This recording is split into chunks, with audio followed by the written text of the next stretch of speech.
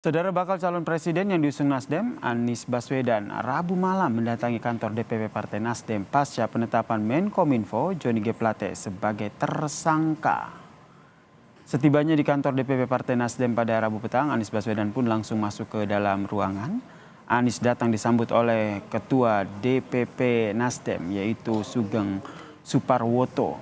Anies berharap kader Partai Nasdem lainnya langsung menaik Anies bersama dengan kader Partai Nasdem lainnya langsung menaiki lift menuju ke lantai atas Nasdem Tower.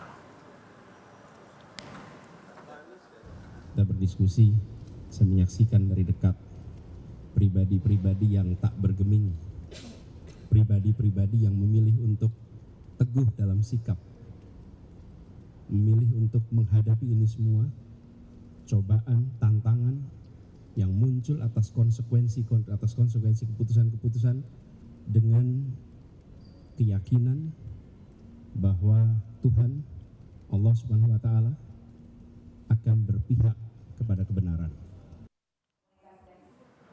Atas penahanan Menkominfo Johnny G. Plate, Deputi 5 Kantor Staf Kepresidenan Jaleswari Pramoda Wardani menyebut pemerintah menghormati proses hukum yang tengah berjalan. Ia juga menegaskan penetapan tersangka tidak berkaitan dengan politik dan murni penegakan hukum.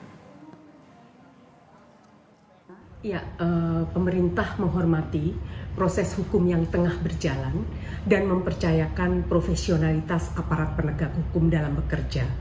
Kita serahkan saja pada proses hukum. Yang terjadi tidak ada sangkut pautnya dengan politik. Ini murni proses penegakan hukum tindak pidana korupsi, sehingga kita tidak perlu banyak berspekulasi.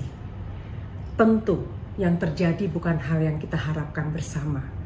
Pada banyak kesempatan, Presiden juga telah mengingatkan untuk kerja yang benar dan hati-hati. Sementara itu, Saudara, Komisi 1 DPR memastikan akan memantau perkembangan kasus yang menyeret Menkominfo Johnny G. Plate. Menurut Komisi 1, program Bakti Kominfo merupakan program utama pemerintah untuk jaringan digitalisasi masyarakat. Anggota Komisi 1 DPR Dev Laksono meminta Kejaksaan Agung bekerja objektif dalam penanganan kasus yang menjerat Johnny G. Plate. Perkara yang terjadi kepada Kominfo ini adalah suatu musibah yang sangat amat kita prihatinkan, dan untuk itu kita meminta seluruh aparat keamanan bertindak dan bersifat profesional, khususnya dalam hal ini penegak hukum Kejaksaan Agung untuk menguak seluruh kebenaran, mencari tahu kendala permasalahan seperti apa,